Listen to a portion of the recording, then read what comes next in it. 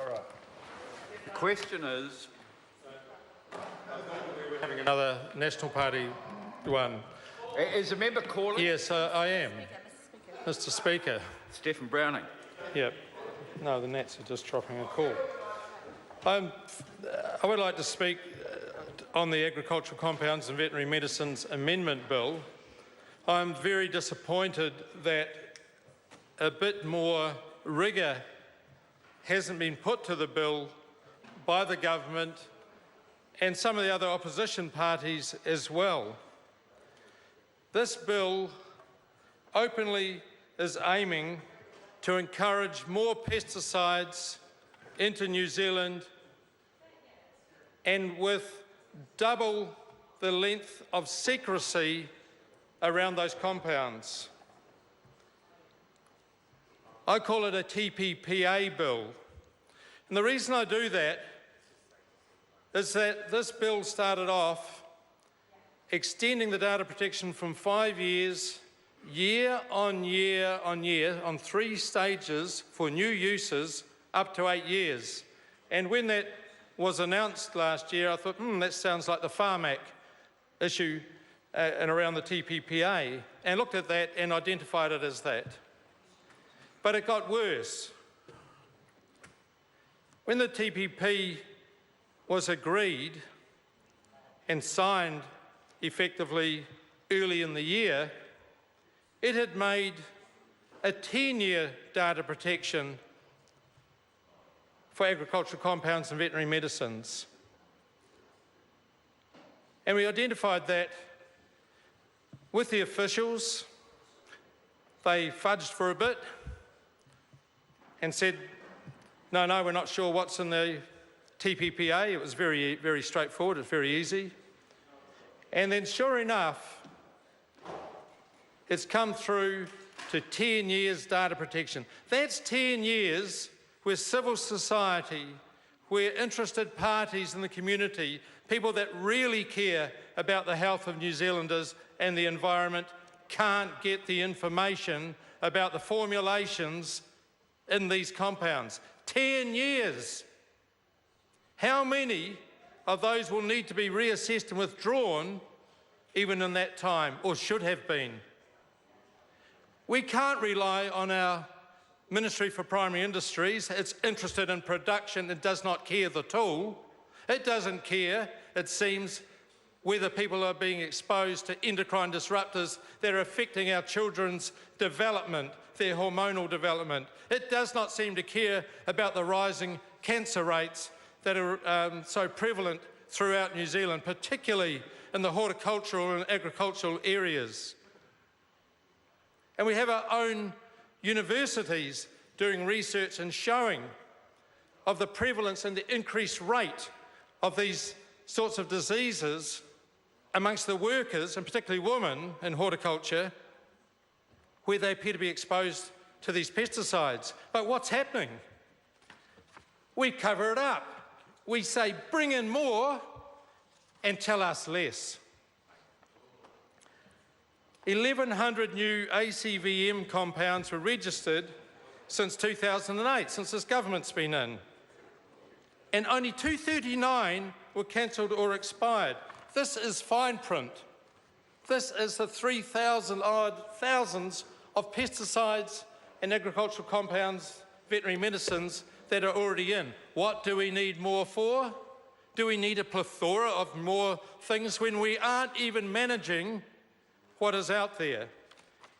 Other countries, progressive countries, are doing pesticide reduction strategies that they're not cranking up.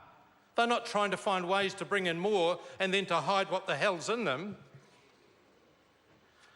I did an SOP to this, but of course it got voted down, and that was to make sure that all applications for new or altered compounds be assessed in the full formulation as used. As used, as the community, as the farmers, the worker, as the animals, environment is exposed to. So many of these are not. They are generally assessed with industry science, which you could assume is partially biased or at least edited, and not the full formulation as tested. It should be tested should be actually tested, not just fiddle about with and look at this compound maybe or that. And I did bring up in a previous speech that one of the main additives in many of the glyphosate products, of 69 of the 91 registered, is banned in Europe. The European Commission has banned it. And we cannot even find out, because of this sort of damned law, which ones it is. Someone that may even think that glyphosate-based herbicides are okay, they can't find out which ones have got POEA in them that has been found to be even more toxic than the base ingredient glyphosate. They can't find that out because of this. And unfortunately, most of this House, apart from the Greens and the Maori Party, are ticking it through. It's appalling. Can we rely on the MPI? No, we can't. Can we rely on the EPA? No, we can't. And I'll use a prime example with the EPA.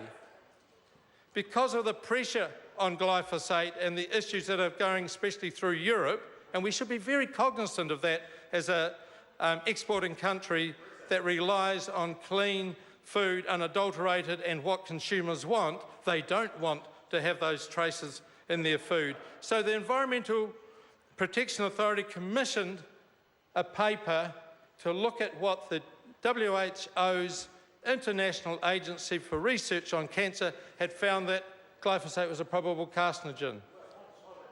17 world-class toxicologists... Order. I've just asked him to take a... And I'm going to ask Mr. Barclay to cease interjecting for the rest of the speech. Stephen Browning. Thank you, Mr. Speaker. So this international agency, with highly reputable scientists, people that really, really know that subject, they went through a multitude of papers, not just the industry papers, and they looked at papers with full formulation, not just the ones with a sole ingredient, and they said it's a probable carcinogen.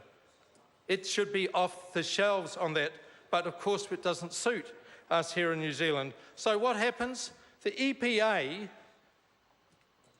commissions someone to reassess it.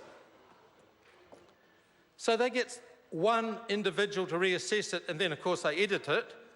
And we've looked at some of that editing, and we also looked at what the Ministry of Health said about it. The Ministry of Health said, what are you doing?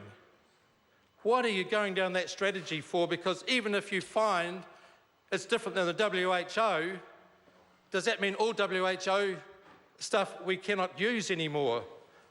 Ministry for Health, and the Minister should take good note of that, they warned the EPA, but the EPA still went down this track. So that paper for the EPA, it discounted full formulation science invariably. It discounted more independent science. And it came to the conclusion that it probably wasn't a carcinogen. This one retired toxicologist from New Zealand against the 17, with all the influences from MPI and EPA to make sure he got the damn words right. Is that the sort of stuff we want for New Zealand? To come out with that for something that has no credibility in terms of science, just so we can do business as usual in New Zealand? It is appalling. The purpose of the Has No Act is to protect the environment and the health and safety of people and communities by preventing or managing the adverse effects of hazardous substances in new organisms. This bill, does nothing of the sort.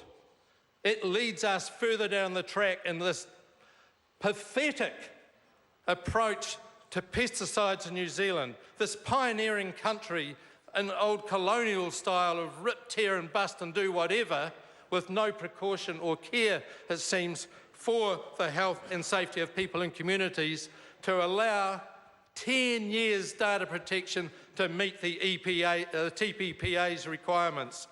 That's what's happened here. The literature out there says that particular herbicide that I go on about so much, because it's a classic example, should be off the shelves. And it certainly should be off the streets and parks of New Zealand. The Greens are certainly opposing this bill, Mr. Speaker. Thank you.